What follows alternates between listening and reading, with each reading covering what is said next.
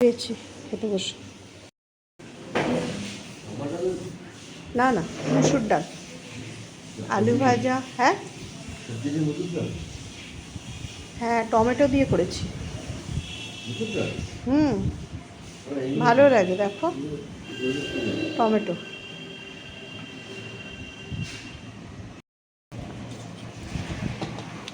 আলু ভাজাটা দিই।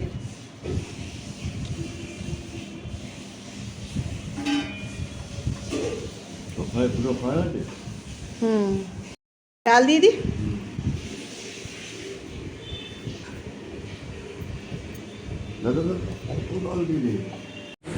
সকালবেলা উঠে বাইরের দৃশ্যটা দেখতে দেখো কি ভালো লাগছে। নমস্কার বন্ধুরা, আমি শর্মিলা, আমার নতুন ব্লগে তোমাদের সকলকে স্বাগত। তো দেখো, সকালবেলা উঠেই আমি মসুর ডালটা ভাতে বসিয়ে দিলাম, আর ফুলকপির তরকারিটা বসাবো বলে ফুলকপিগুলো ভেজে নিলাম।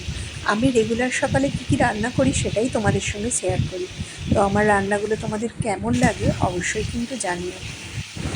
ফুলকপিটা দেখো আমি ভালো করে ভেজে নেবো, আর তারপরেই আমি আলুটা সেদ্ধ বসাবো। কেননা ফুলকপি আলুর চচ্চড়ি যেটা করব, আলুটা একটু সেদ্ধ করে নিলে আমার তাড়াতাড়ি হয়ে যাবে। আর শাশুড়ি মা রেগুলার যেমন আমাকে আলুটা কেটে দেয়, তো আলুটা কেটে দিল। তো আমি এবার এটাকে প্রেশারে বসিয়ে দেবো। আর একদিকে দেখো আলুটা আমি ভাজতে দিয়ে দিয়েছিলাম। তো ফুলকপিটা আমার ভাজা হয়ে গেছে, আমি তাই ফুলকপিটা নামিয়ে নিলাম। ফুলকপিগুলো একটু নরম করে ভেজেছিলাম যাতে তরকারিটা করতে একটু তাড়াতাড়ি হয়, আর আলুটা সেদ্ধ বসালে তরকারিটা করতে বেশিক্ষণ লাগবে না। তো ফুলকপিগুলো আমার ভাজা হয়ে গেছে, আমি নামিয়ে নিলাম।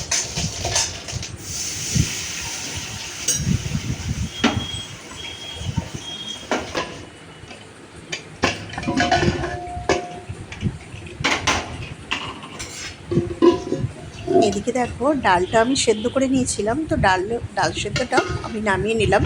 কিছুটা ডাল সামনের পাতে খেয়ে যাবে, আর কিছুটা ডাল আমি সাঁতলে দেবো। শুকনো লঙ্কার পাঁচফোড়ন দিয়ে ডালটা আমি সাঁতলাবো। তো দেখো ডালটা সেদ্ধ করাও আমার হয়ে গেছে। আর সকালবেলা আমি যতটা পারি একটু প্রেশারেই সব কিছু সেদ্ধ করে রান্না করার চেষ্টা করি, তাহলে একটু তাড়াতাড়িও হয়। সকালবেলা তো ভীষণ তাড়া থাকে।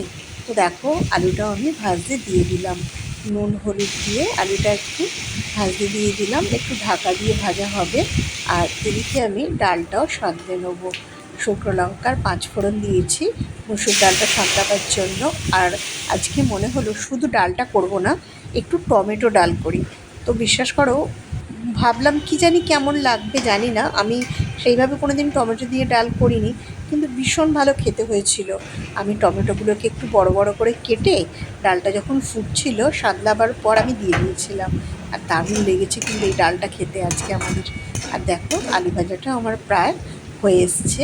আর এদিকে শাশুড়ি মা আমাকে রুটিটা মেখে বেড়ে দিচ্ছে। রেগুলারের মতো রুটি তো করতেই হবে, রুটি না করলে জলখাবারে কী খাবো বলো। আর এদিকে দেখো তরকারিটা আমি বসিয়ে দিলাম। আর ওর টিফিনের জন্য আমি ডিমের অমলেট করে নিলাম। রেগুলারই ও টিফিনে ডিমের অমলেটটা খেতে একটু ভালোবাসে, তাই রুটি তরকারির সঙ্গে একটা করে টিফিনে আমি অমলেটও দিয়ে দিই। তো দেখো আলু ফুলকপির তরকারিটাও আমার একদিকে হয়ে এসছে, আর ডিমের অমলেটটাও হয়ে গেছে। দেখো তরকারিতে আমি ওপর থেকে একটু কাঁচা তেল দিয়ে নামালাম, আর এটা আমি একটু ঠান্ডা করে ওদের টিফিনে ভরে দেবো।